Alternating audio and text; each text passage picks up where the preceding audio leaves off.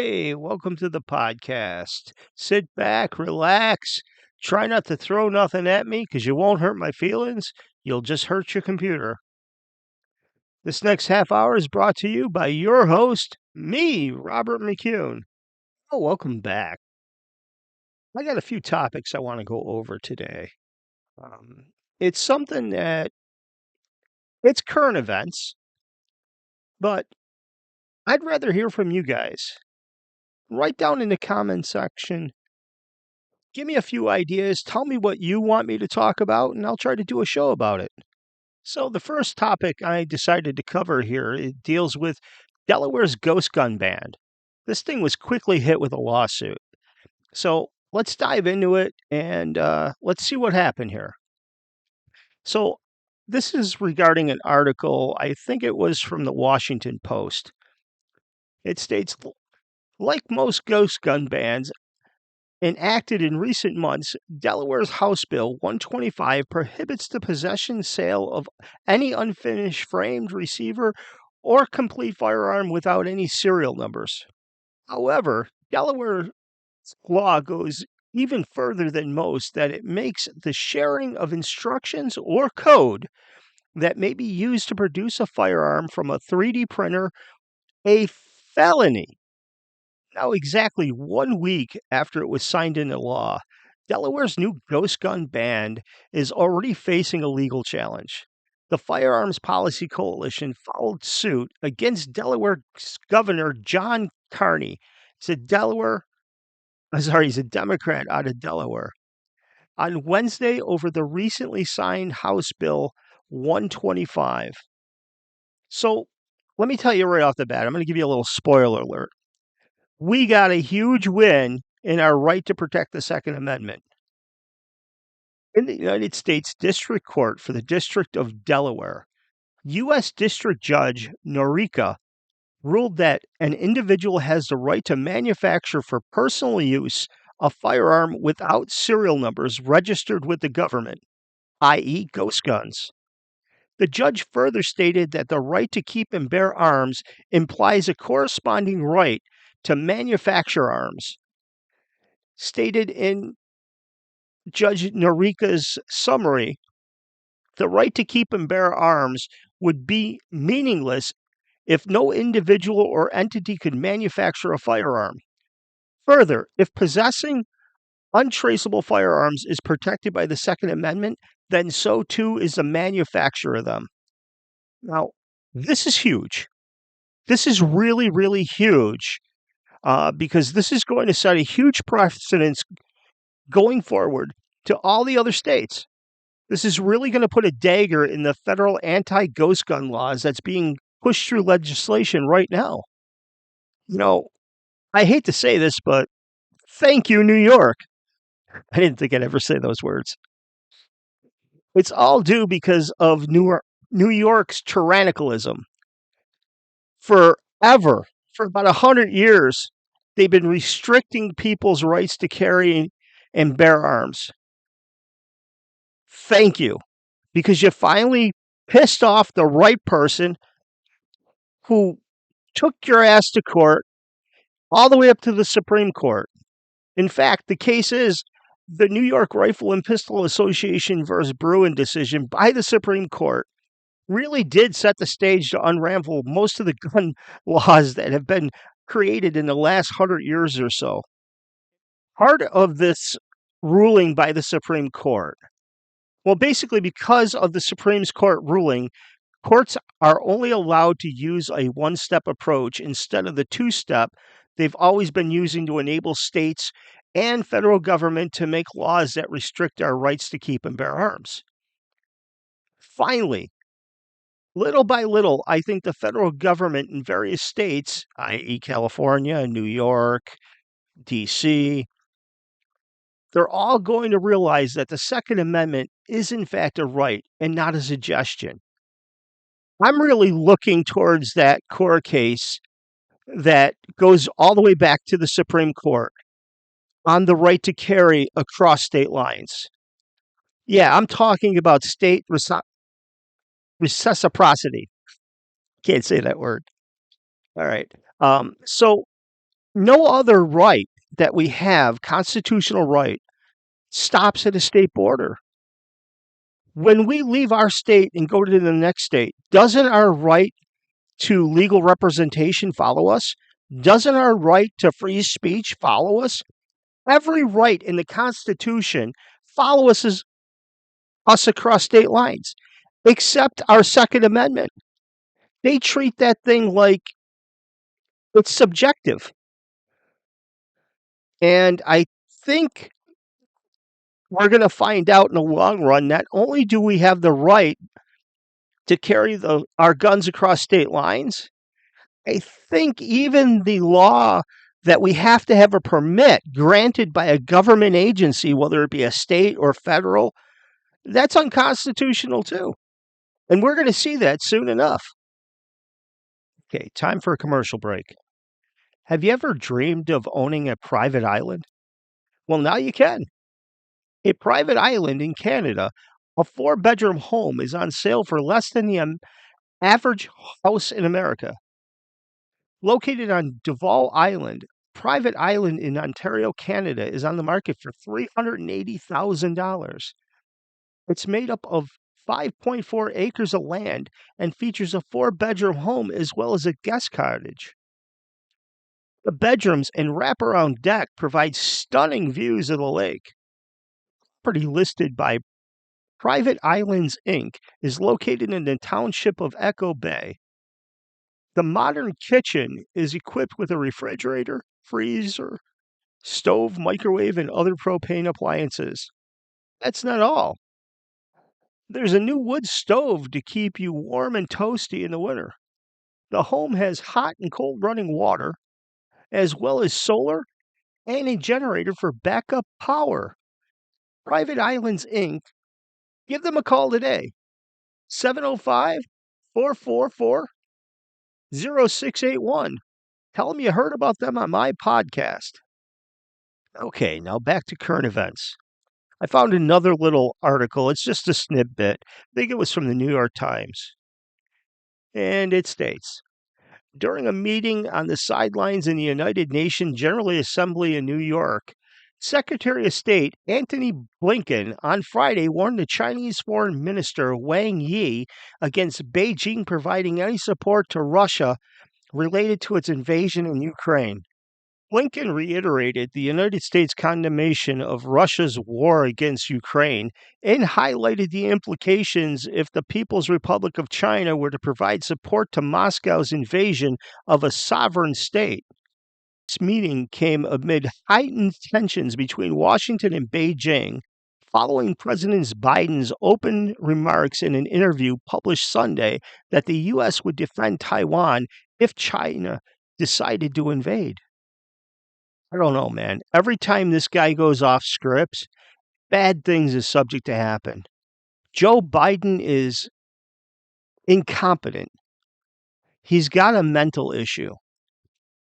Every time the man opens his mouth that's not scripted, anything, and I mean anything, is subject to come out of that thing. Okay, moving on. Next, if you listen to my podcast on Friday, I touched on how military families were told they could apply for food stamps because they don't make enough through military compensation to sustain a family of 4. Well, apparently someone at the Pentagon listens to my podcast. A memo issued Defense Secretary Lloyd Austin outlined several actions the Defense Department will take to improve how we support our service members and their families. Pentagon Press Secretary Brigadier General Pat Ryder told reporters, "We want our military men and women to be able to come home, put food on the table, and to have money in their pocket that they need to be able to live a healthy life, a comfortable life, while they serve our nation." Well, the changes follow a record level U.S. inflation and the robust labor market that means the military services must compete for talent with the private sector. The military simply can't compete with private sector. Private sectors can outpace the government in pay, compensation any day of the week. Plus, don't overlook the fact of the perk. In the private sector, you don't have the potential to get shot or blown up while doing your job. Well, unless you work in a place like Chicago, which is about as dangerous as Beirut. Actually, I think Chicago might have Beirut outpaced in deaths per capita per day. Well, if that's the case, then you might as well join the military, as at least it'll afford you the opportunity and the means to shoot back. To meet the active duty requirement goals this year, several of the services have introduced an enlistment and recruiting bonuses. Okay, so this is a lie. I got a problem with this one. The recruitment goals always have been there for the incentives for enlistment and recruiting bonuses. They've had that for years. It seemed like this is something brand new. It's unbelievable. Why can't they just say they upped the enlistment and recruit bonuses? Not make it sound like, oh, we're reacting to something. This is what we're doing. Okay, so this is their solution. Congress has attempted to soften the blow of inflation by including the annual defense authorization bill, a 4.6 pay increase for service members beginning in January. The legislation is expected to be signed into law by the end of the year. Is our government always 2 steps behind? Military personnel has been underpaid forever. I just don't get this. The only time the government does something is if they're shamed into it. They don't take action. They're not proactive. They're reaction. They're always trying to save face. They're always trying to backstep and make things seem like, okay, we're aware of this. Now we're taking action. It's a bunch of bullshit. Okay. So, hey, did you ever consider writing a letter to your company's CEO asking him to fire your boss? Well, that's exactly what has taken place at the Department of Defense. Oh boy. Apparently, a group of employees who work for the internal watchdog at the Department of Homeland Security, DHS, are calling on the President Biden to remove their boss, saying they've lost all hope the ship will right itself. I can just see all the letters being sent to Joe Biden now. Hey, can you fire my boss too? This is ridiculous. I don't think anybody's in history has ever written a letter to their company's CEO or what have you to get their boss fired. Actually, I think that's sort of an insult. You're like pointing out to a person that's supposed to know everything that's going on in their company. It's like, hey, you've been asleep at the wheel, so we're letting you know you may need to fight or fire this guy. The request comes after numerous congressional panels have asked DHS Inspector General Joseph Cuffrey to step aside from various investigations after he had failed to alert lawmakers in a timely manner that the Secret Service text messages for January 6th had been erased. Uh-oh. He pulled a Hillary Clinton.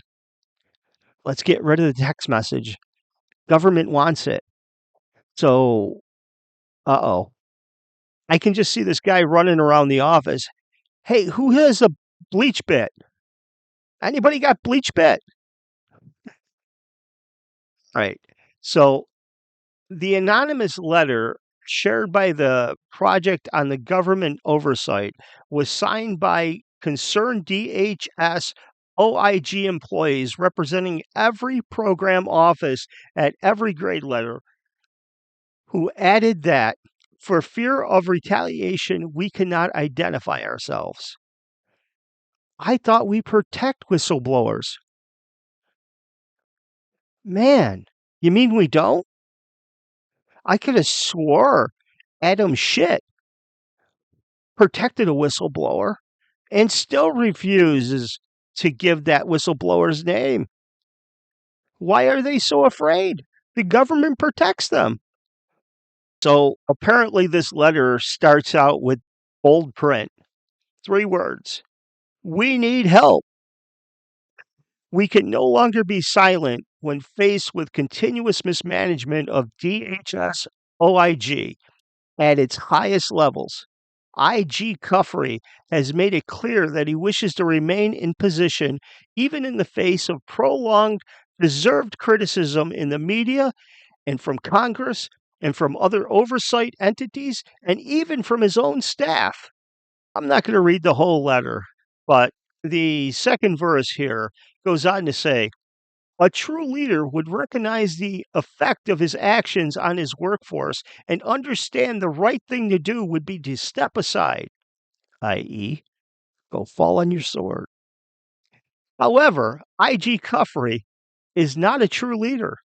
He insisted acts to weaken and undercut his career and staff at every step. Oh, talk about a cutthroat place to work. Man, this guy's got a target on his back. He must be one tough son of a gun to be hated so bad. Well, I guess he fits right in with the government view of running things. All right. So here we go. Back to Russia for a minute. All right. Um, I don't know where this article came from. Not sure, but here goes. The Secretary General of the Atlantic Alliance, Jens Stoltenberg, wow, what a name, has warned the Russian authorities that there will be a serious consequence if they make use of their nuclear weapons in Ukraine, although he preferred not to elaborate on the details. Sure, we all know what that means. Every time the government talks tough, everybody knows the U.S. government talks tough with no teeth, except if you happen to be one of its own citizens. And look out, they're just looking to screw you. Just look what we did last time we said that to Russia. What did we do, you might ask? Well, we did fake sanctions. We said we froze Russia from selling oil, and later we found out that Russia's economy had nothing more than a 7-day hiccup, and only to find out we were still buying Russian oil the whole time. Yeah, we did take a few boats away from some rich Russians, and we did cause a little problems with their banking system over there. But they bounced back within about 7 days because we had no teeth. Germany was still buying oil. Half of Europe was still buying oil. China was buying oil. The United States was still buying oil. And we were selling some of our strategic reserves to China in midst of the highest gasoline prices in U.S. history.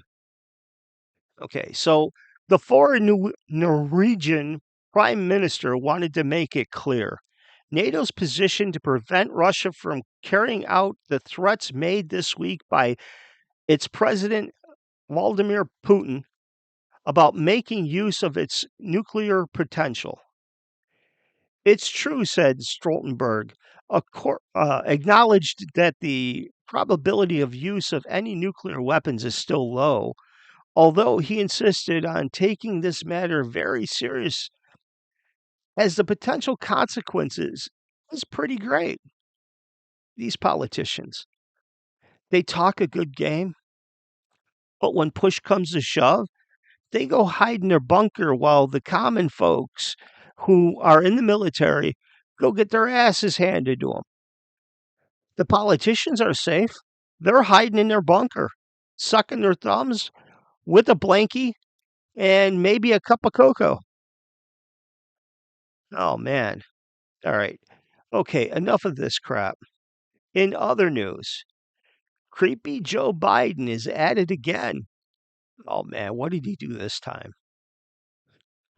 Well, Apparently, President Joe Biden surprised viewers Friday while pausing in his speech. Oh, God, this is where it usually always goes horribly, horribly wrong for the White House. I can just hear his aides yelling in their heads, "No, no, no, stick with what we wrote. Oh, God, not again."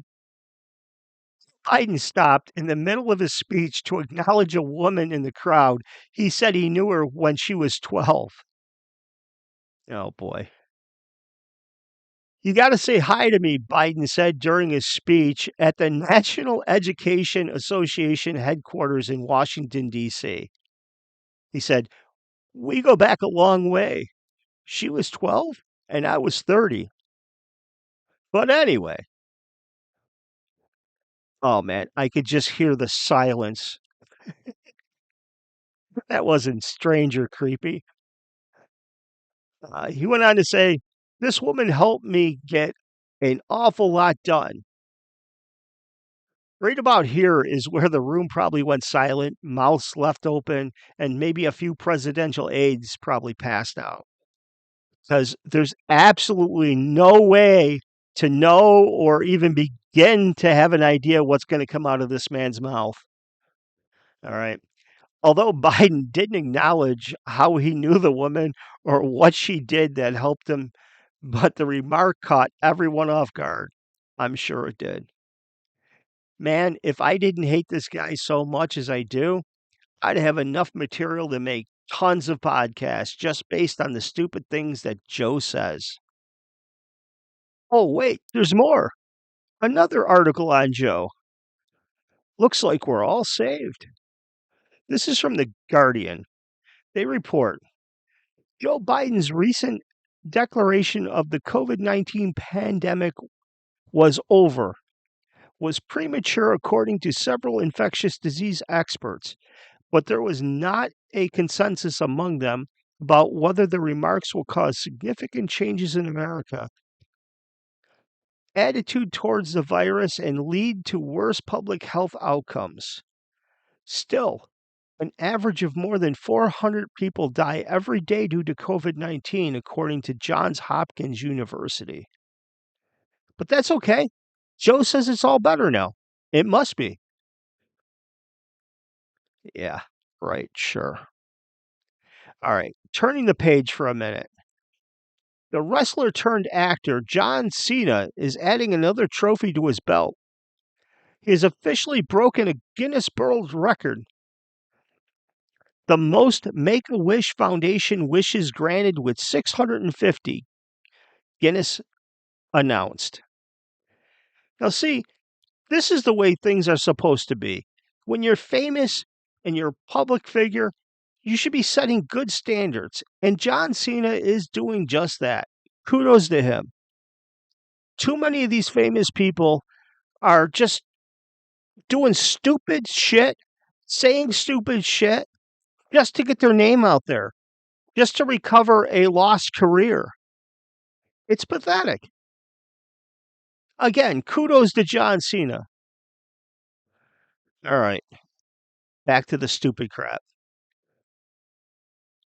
In another article, President Biden's statement this week that it remains to be seen if he'll run for re-election has prompted more Democrat chatter about whether they'll have a different candidate for the White House in 2024. The short list of Democrats, and yes, I meant to say Democrats, that are posturing for a spot is as followed, and may God have mercy on all of us. We'll start out with Kamala Harris. She's seriously considering to running for president in 2024, even though her ratings are tanking. Her ratings tanked when she was running California. Enough said there. Pete Buttigieg, the gay mayor, now transportation secretary. He thinks he's been doing a stellar job and would be a prime candidate to be president in 2024. Thought he was a prime candidate in 2022. Yeah, I don't think so, Pete. Governor Gretchen Whitmer. I believe she's out of Michigan, things, if memory serves me correct. Actually, I think there was even a hit squad out for her at one time. Yeah, she's a power hungry bitch. And that brings us to my all time favorite, Governor Gavin Newsom. Gruesome Newsom, as he's referred to unfondly in California. He thinks he's got what it takes to be president. Now, compared to Joe Biden, every one of these people has what it takes because we all know Joe set the bar so low. All right, how about Pocahontas, Senator Elizabeth Warren, Democrat out of Massachusetts? Although I think she's identifying as a he biker now, I'm not sure.